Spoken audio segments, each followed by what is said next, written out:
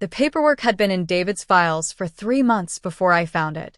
I had been going through his office in stages, not because I was avoiding it exactly, but because settling an estate is work that has its own pace, and because his office was the room in our house where he had spent the most time and where his presence was most concentrated, and some days I was able to go in, and some days I was not.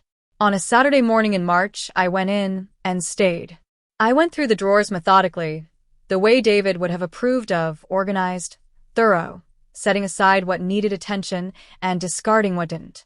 In the bottom drawer of his desk, behind a folder of old tax returns, I found a single page from Whitmore Community Bank. It was a statement.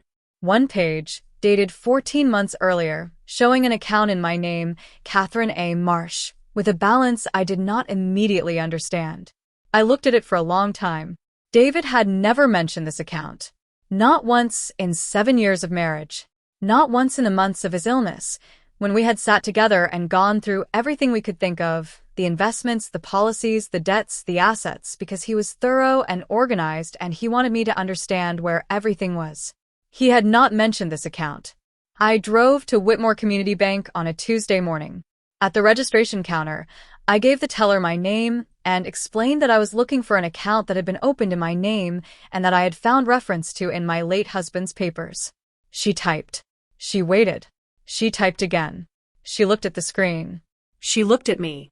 "Ma'am," she said, "there is no account under your name. You need to leave before I call security." The lobby was moderately full, a Tuesday morning crowd, people at the other windows, several people in the chairs near the entrance. All of them, at the particular carrying quality of those words, had turned to look. I did not move. I had come 40 minutes on a Tuesday morning with a bank statement in my bag and my husband's handwriting on the folder I'd found it in, and I was not prepared to leave without understanding what I was looking at. Then the front doors opened behind me. I heard them, the specific sound of the bank's heavy glass doors swinging in, and then I heard footsteps, and before I had turned completely around, a hand was extended toward me. Catherine. The man who had spoken my name was in his late 50s, silver-haired, in a dark jacket, with the particular quality of warmth and authority that I would later understand as belonging to a man who has built something and has been building it for a long time. He was shaking my hand before I had finished registering who he was. He looked at me with the expression of someone who has been expecting a meeting and has finally arrived in it. Then he looked at the teller. The teller's face went completely white. She whispered, "Sir, I didn't know." "I know you didn't," he said. He turned back to me. What he told me next, what he explained, standing in the lobby of Whitmore Community Bank on a Tuesday morning, made my whole body go cold. Before I tell you what he said, please take a second to like this video, subscribe to the channel, and tell me in the comments what country you are watching from. Now, let's begin. My name is Catherine Marsh. I am 45 years old, and David was my husband for 7 years. He died on a November morning after a 14-month illness that had changed us both. Him in the ways illness changes people, me in the ways that living alongside someone's illness changes the person beside them. The 14 months had been difficult, and also, in ways I was not able to fully articulate until some time afterward, among the most honest and present months of our marriage, because when time becomes finite and visible, it tends to clarify what matters. David was an engineer, structural, the kind who looked at bridges and buildings and load-bearing systems with the particular attention of someone whose professional life was dedicated to understanding what makes things hold. He was organized and precise, and had the specific warmth of people who are careful with everything because carefulness applied to relationships produces something that looks like devotion. I had known, marrying him, that I was marrying someone whose way of loving was largely practical. Not cold. Never cold, but expressed in the language of preparation and provision and making sure. He remembered things. He followed up. He built systems that functioned so consistently that you stopped noticing them because things that work reliably become invisible. In the 14 months of his illness, we had gone through everything. Every investment account, every policy, every property, every debt. David had insisted on it. Not morbidly, not with the theatrical urgency of someone performing acceptance, but with the calm thoroughness of a structural engineer who understood that the time to examine the load-bearing elements is before they're required to bear the load. I had believed, by the end of those conversations, that I knew where everything was. I had believed that until the Saturday morning 3 months ago when I sat in his office going through the bottom drawer. Robert Whitmore had been the founder and president of Whitmore Community Bank for 26 years. He had known David for 11 of those years, since the early period of David's engineering firm, when David had needed a banking relationship for his small business and had been introduced to Whitmore by a mutual contact. He told me all of this standing in the lobby, having moved us from the registration counter to the small private consultation alcove near the east wall, where there were chairs and where we were not the center of the room's attention. He told it to me simply, without preamble, because he had clearly been waiting for this conversation for some time and had considered what it needed to contain. 7 years ago, the same year David and I married, David had come to Robert Whitmore and asked to set up an account. Not a business account. Not a joint account. A private savings account, in my name only, accessible to me and funded through a monthly automatic transfer from David's personal account. He had been contributing to it every month for 7 years. He had asked Robert Whitmore to keep the account confidential, not from me, technically, but as a separate matter, not connected to their business banking relationship and not something he planned to announce. He had said, when Robert asked why he was keeping it private, I want her to have something she didn't expect. Something that's just for her. Robert had not fully understood this at the time.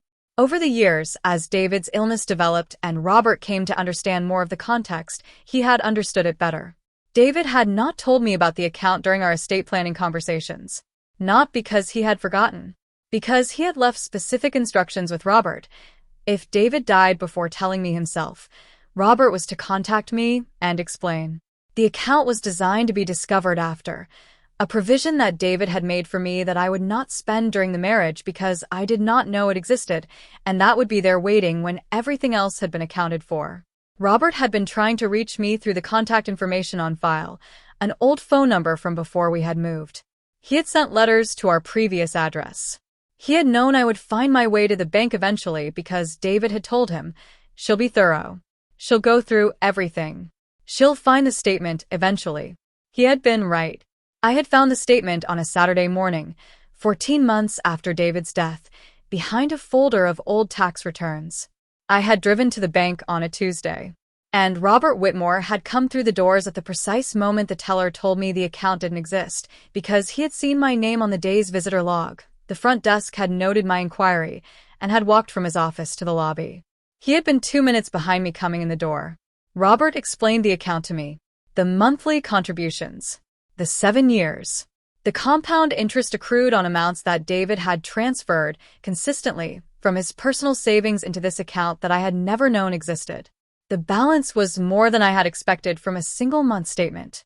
It was considerably more than that multiplied by 84 months because David, being the structural engineer, who understood load-bearing systems and who had, it turned out, consulted with Robert about investment options for the account, had put the funds into instruments that had performed.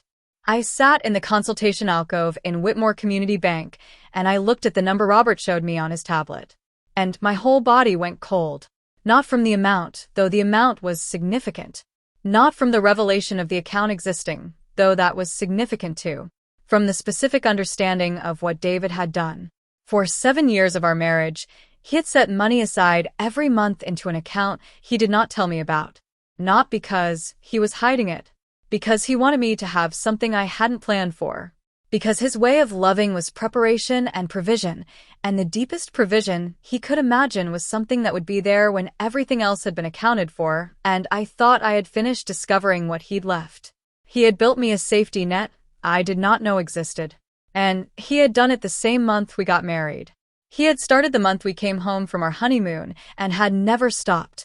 I sat in that alcove for a while.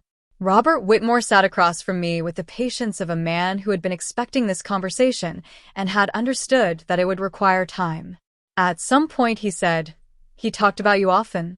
When he came in for reviews. He always mentioned something you had done, something you were working on. He was very proud of you." I did not have words for that immediately. I sat with it. The account is mine now, as it always was. The paperwork to formally transfer it into my sole management, it was always in my name, but David's authorization had been part of the automatic transfer setup. Took about 3 weeks and several conversations with Robert and the bank's legal team. I have not touched the balance. I am not ready to decide what to do with it yet. That is not avoidance. It is the specific need to let something settle before you interact with it. The money will be there when I am ready. That was, I think, the point. I want to say something about the way David loved. It was not loud. It was not the kind of love that announces itself or requires an audience or demands recognition. It was practical and consistent and specifically calibrated to what I actually needed rather than what looked like love from a distance. He knew, somewhere in the part of himself that thought about these things, that I was someone who would be fine. That I would handle the hard things and figure out the practical things and move through the grief and come out on the other side functional and intact. He knew this about me, and it was, I think, part of why he loved me. He also knew that fine is not the same as having something unexpected waiting. So he built me something unexpected. Every month for 7 years, without telling me, he built it. And then he left instructions with a man who would someday explain it to me, because he knew I would be thorough, because he knew I would go through everything, because he knew I would find the statement eventually and drive to the bank and not leave when the teller said the account didn't exist. He knew me. He built for who I was. That is the kind of love that makes your whole body go cold when you finally understand it, not because it frightens you, but because you are standing inside something you had no idea was there, and the person who built it is gone, and the only thing left to do is stand in it and feel the full weight of what it means. I am still standing in it. Some days that is all there is to do.